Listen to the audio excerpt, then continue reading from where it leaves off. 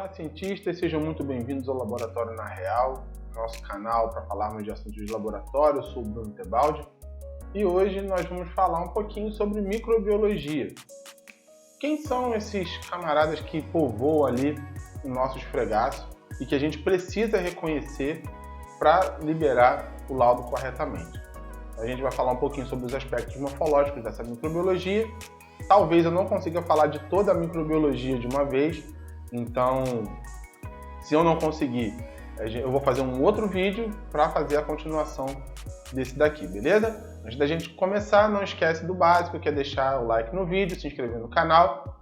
Já compartilha esse vídeo com outras pessoas para que esse canal possa alcançar também mais pessoas interessadas sobre esse assunto. E aí é só colocar o jaleco para a gente entrar para o laboratório.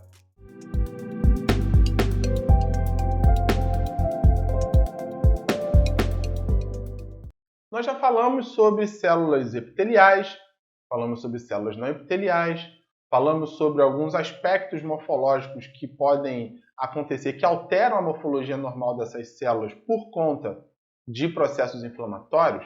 E agora a gente vai reconhecer aqui quem são esses serizinhos que causam essas alterações inflamatórias. Nós temos algumas bactérias, nós temos protozoários, vírus.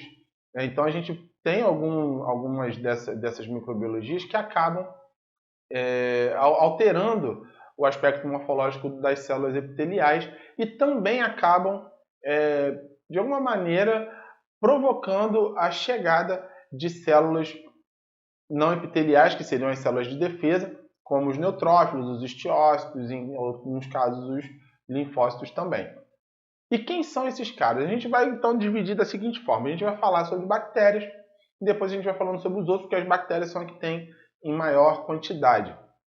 A primeira é a mais comum, né, que você vai encontrar na maior parte dos esfregaços que você vai ler, que são os bacilos de Doederlein, que são os lactobacilos. Os bacilos de Doederlein, eles fazem parte ali da microbiota natural daquele local.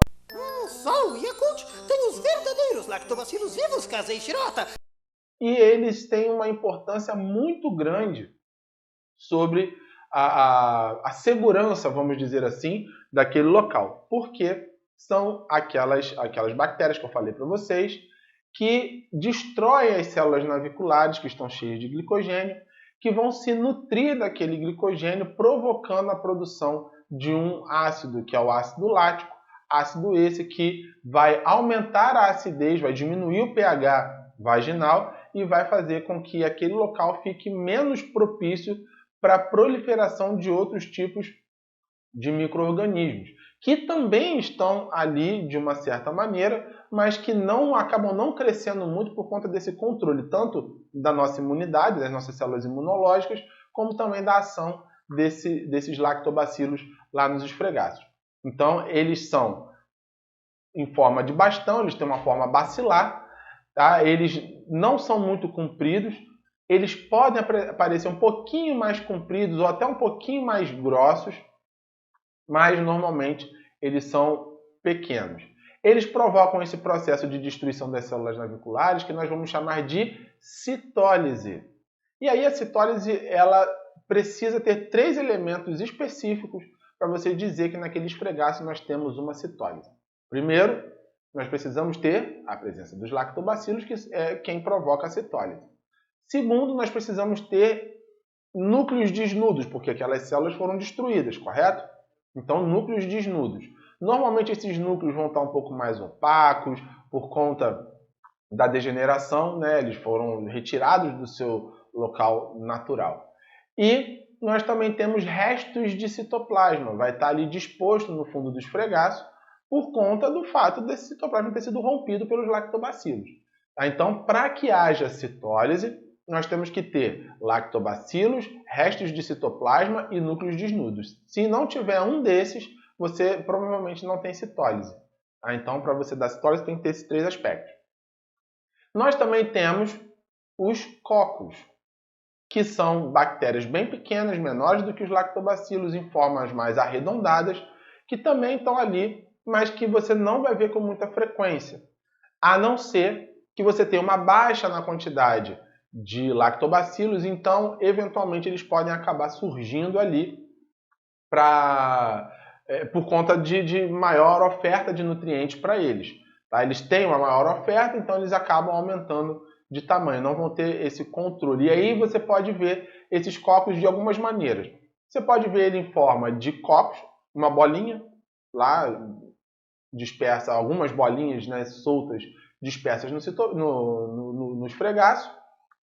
Você pode ter os diplococos, duas bolinhas, uma do lado da outra, coladinha uma na outra assim. Você pode ter os streptococos. Estafilococos eu, pelo menos, nunca vi. Mas até os streptococos a gente consegue ver lá também. Tá? A gente pode dizer que é uma infecção por streptococos e tal? Não. Cocos. Você só vai colocar isso. Então, independente de como ele venha, você vai liberar basicamente a mesma coisa. Ele também, se vier numa quantidade muito grande, você pode acabar enxergando esses cocos como um atapetamento no fundo do seu esfregaço.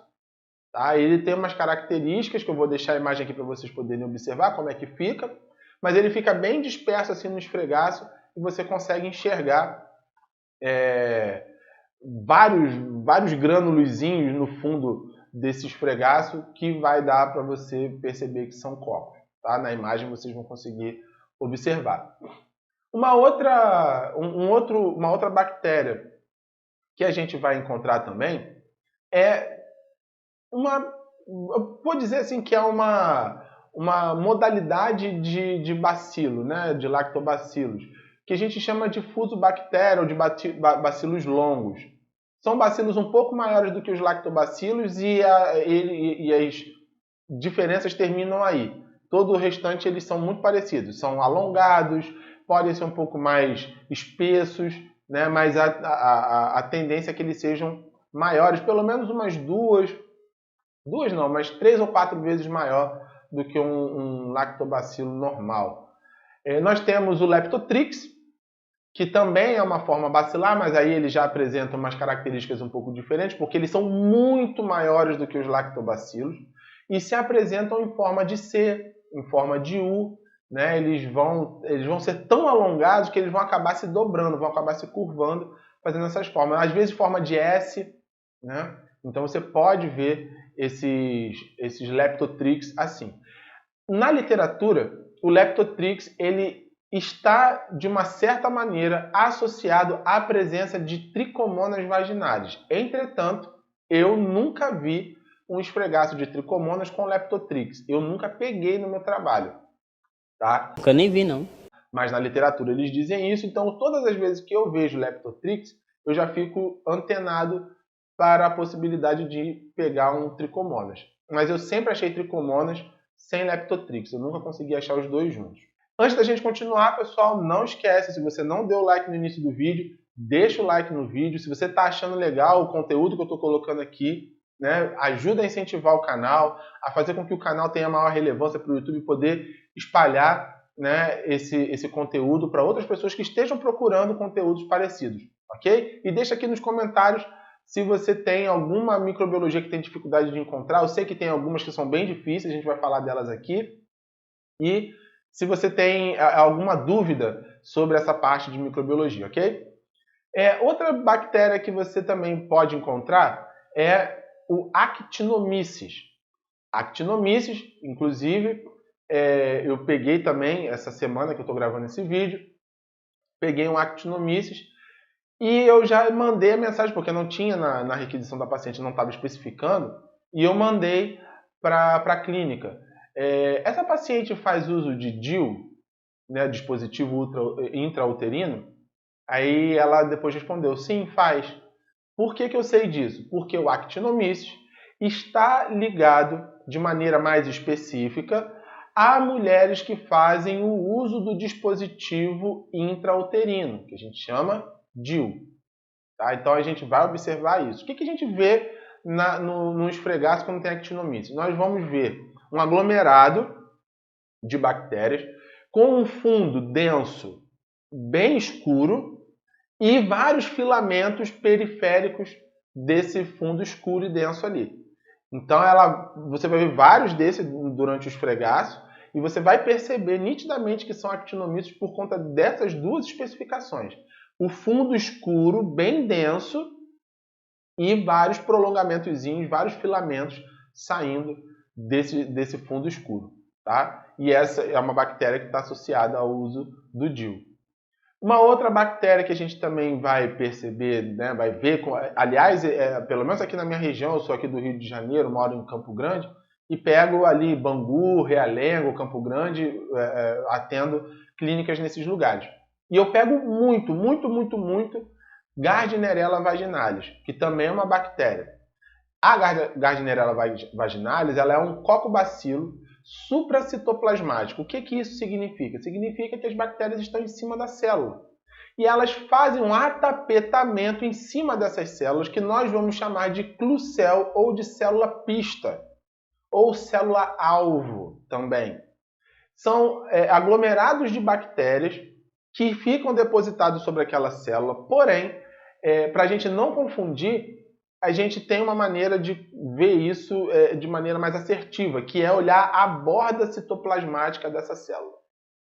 Se a borda citoplasmática dessa célula estiver com maior sobreposição bacteriana, que vai deixar essa borda um pouco mais escura, com certeza é Gardnerella.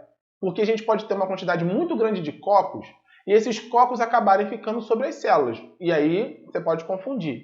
Então você vai observar atapetamento do citoplasma celular com as bordas citoplasmáticas mais escuras pelo agregamento maior de bactérias e no fundo do esfregaço, no fundo é a parte onde não tem célula, aquela parte que fica toda branca, você vai ver uma aglomeração mais grosseira dessas bactérias, um pouco diferente dos cocos.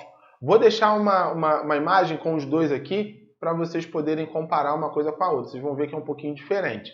Tá? Fica um fundo parecendo um fundo que tem uma sujeira, está cheio de sujeira no fundo. Essa bactéria ela causa um odor desagradável na região genital. Nunca cheirei nada igual, é como...